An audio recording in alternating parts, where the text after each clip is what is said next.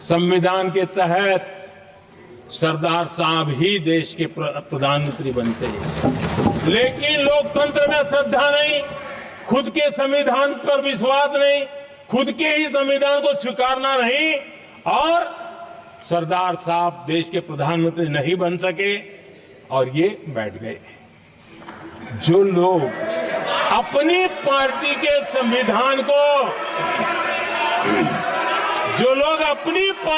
संविधान को नहीं मानते, वो कैसे देश के संविधान को स्वीकार कर सकते हैं?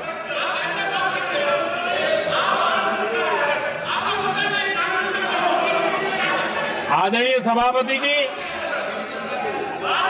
जो लोग संविधान में लोगों के नाम ढूंढते रहते हैं, मैं जरा बताना चाहता हूं। कांग्रेस पार्टी के एक अध्यक्ष हुआ करते थे और वो अति पिछड़े समाज से आते थे। अति पिछड़े भी नहीं, अति पिछड़े समाज से आते हुए उनके अध्यक्ष श्रीमान सीताराम केसरी जी, कैसा अपमान किया गया। कहते हैं बाथरूम में बंद कर दिया गया, उठा करके फुटपाथ पर फेंक दिया गया। अपनी पार्टी के संविधान में ऐसा कभी नहीं लिखा गया, लेकिन अपनी पार्टी के संविधान को न मानना, लोकतंत्र की प्रक्रिया को न मानना, और पूरी कांग्रेस पार्टी पर एक परिवार ने कब्जा कर लिया,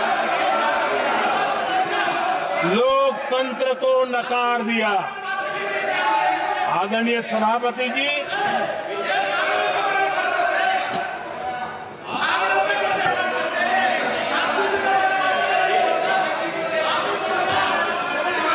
तो आपके सदस्यों ने क्या बोला था, ठीक नहीं है। आप जब सदन के नेता बोल रहे हैं तो सदन की मर्यादा को रखो, आदरणीय सभापति जी को बनाओ। संविधान के साथ खिलवाड़ करना, संविधान के स्पिरिट को तहस नहस करना, ये कांग्रेस की रगों में रहा है। हमारे लिए संविधान, उसकी पवित्रता, उसकी शुचिता हमारे लिए सर्वोपरि है। और ये शब्दों में नहीं है, जब जब हमें कसौटी पर कसा गया है, हम तप करके निकले हुए लोग हैं। मैं उदाहरण देना चाहता हूं।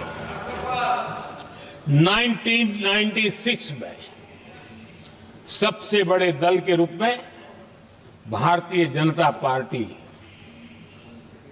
जीत करके आई, सबसे बड़ा दल था, और राष्ट्रपति जी ने संविधान की भावना तहत सबसे बड़े दल को प्रधानमंत्री के शपथ के लिए बुलाया, और 13 दिन सरकार चली।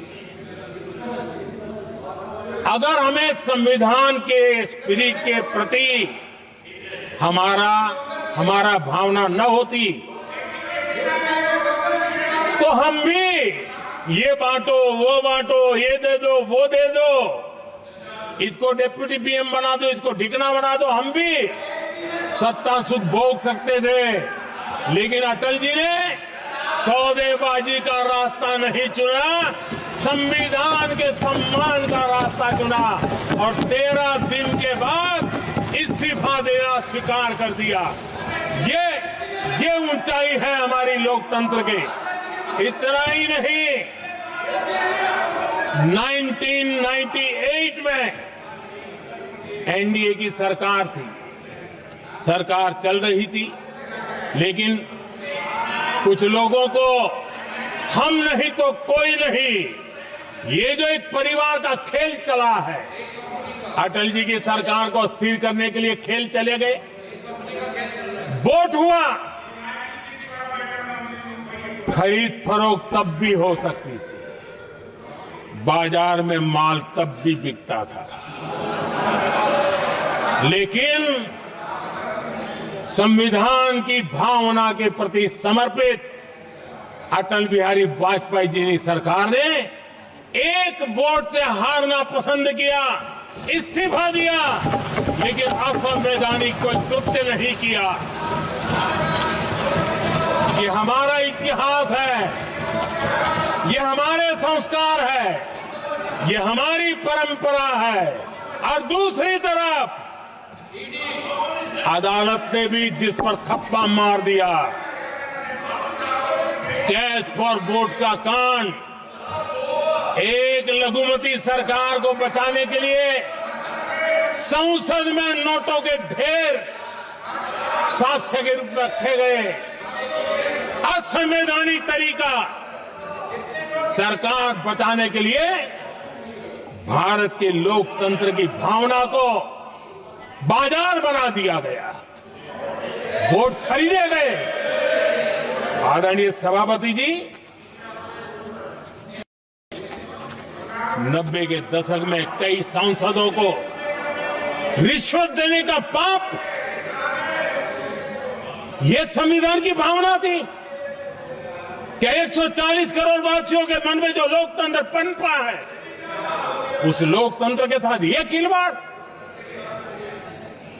कांग्रेस के लिए सत्ता सुख, सत्ता की भूख, यही एकमात्र